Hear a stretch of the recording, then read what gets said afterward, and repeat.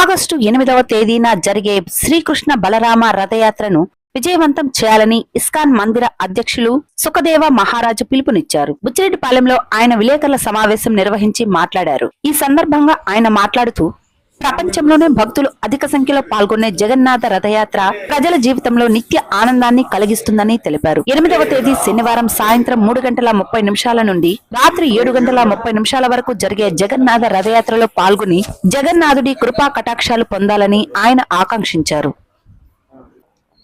Nellore ISKCON మందిర అధ్యక్షుని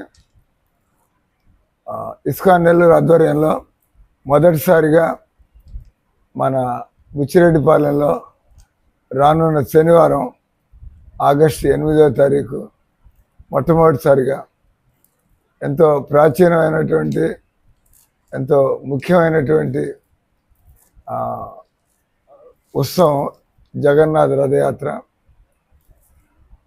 జనాలకి దేవుడు ఎవరో తెలుసుకోవాలని, దేవుడు ఉన్నాడని నమ్మకం, దేవుడు ఎవరో తెలీదు, భగవద్గీత చదవరు.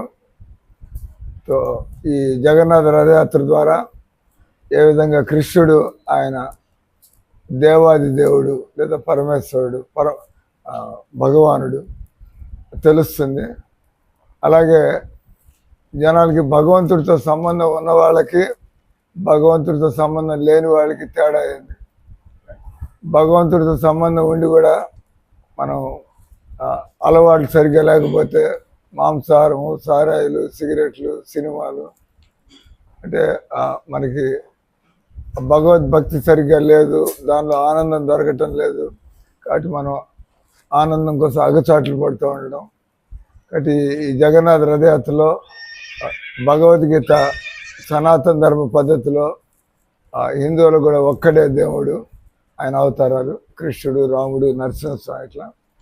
సో మన హిందూ ధర్మంలో హిందువులకు ఉండేటువంటి వాళ్ళు ఏం చదవకుండా ఏం చేయకుండా ఆ రకంగా ఉండడం వలన హిందూ ధర్మం మెల్లిగా మన హిందూ దేశంలోనే అది నాశనం అయిపోతుంది. కాబట్టి రథయాత్ర మామూలుగా భగవద్గీత తెలిసిన వాళ్ళందరూ కూడా ఎంత ప్రపంచానికి భగవద్గీత లేకపోతే మానవ జాతిని ఎలా బాగు చేయగలం, భగవద్గీత లేకపోతే ఎలాగా ప్రశాంతంగా ఆనందంగా ఉండదు. కాబట్టి ఈ రథయాత్ర కేవలం ఏదో ఇస్కాన్ వాళ్ళ రథయాత్ర కాదు, ఇది సమాజంలో సంస్కృతిని, సభ్యతని, వాళ్ళలో జ్ఞానాన్ని కలిగించేటువంటి ఇది. సో మన రాష్ట్రం పలుమూలల నుంచి వందల మంది భక్తులు వస్తారు. సో ఇది మీ బుచ్చికి మేము ఎక్కడ రథయాత్ర ప్రారంభించిన కూడా చూస్తున్నాం.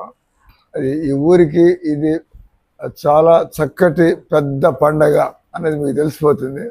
శుద్ధంగా ఎలాంటి ఈ తాగుబోతులు ఇటంతా లేకుండా ప్రశాంతంగా భజనలు చేస్తాం, అందరూ కూడా ప్రశాంతంగా రథయాత్ర.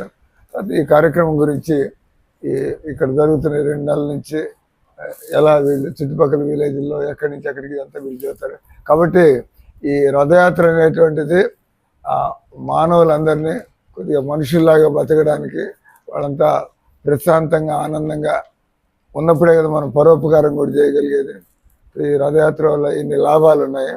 కాబట్టి ఈ ప్రెస్ మీట్ సందర్భంగా మన ఈ చుట్టుపక్కల ప్రాంతాల్లో ఉండేటువంటి గ్రామస్తులు, మన ఈ బుచ్చిరెడ్డిపాలెంలో ఉండే ప్రజలందరికీ మేము ఆహ్వానిస్తున్నాం.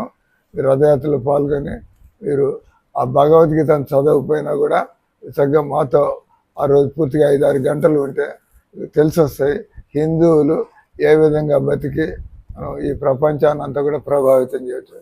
ఇప్పుడు ఆ తర్వాత ఈ రథయాత్రకి ఇక్కడ కమిటీ అన్ని వీళ్ళందరూ మాట్లాడతారు. ఇక్కడ